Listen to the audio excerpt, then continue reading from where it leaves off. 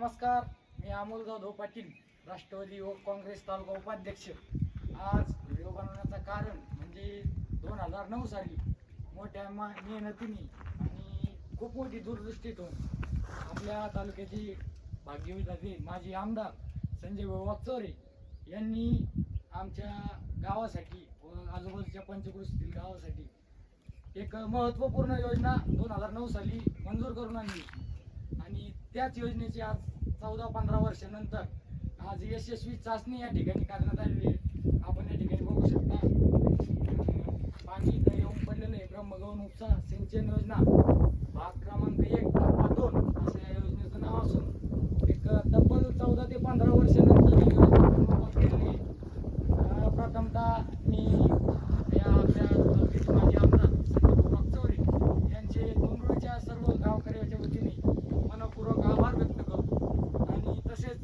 या योजनेची मूळ रक्कम 222 कोटी रुपयाचा निधी या ठिकाणी 2009 साली हिस्सा होता।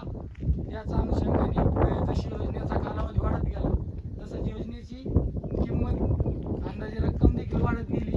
त्या रकमेसाठी आपल्या जिल्ह्याचे खासदार आमदार आदरणीय संदीपानजी भुमरे साहेब यांनी देखील या गोष्टीसाठी वेळोवेळी निधी कमी नाही पडू दिला।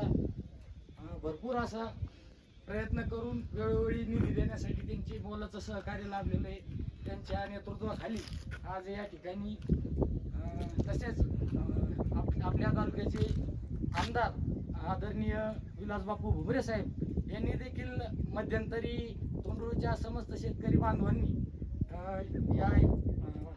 या कॅनलला पाणी सोडावं म्हणून उपोषण केलं होतं, आंदोलन केलं होतं।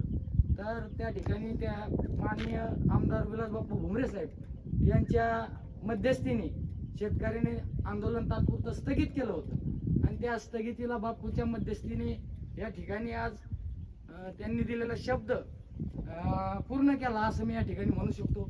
त्यांचे देखील आदरणीय विलासबापू भुमरे साहेब यांचे देखील मी तोंडुळीच्या सर्व ग्रामस्थांच्या वतीने खूप खूप आभार व्यक्त करतो, धन्यवाद देतो।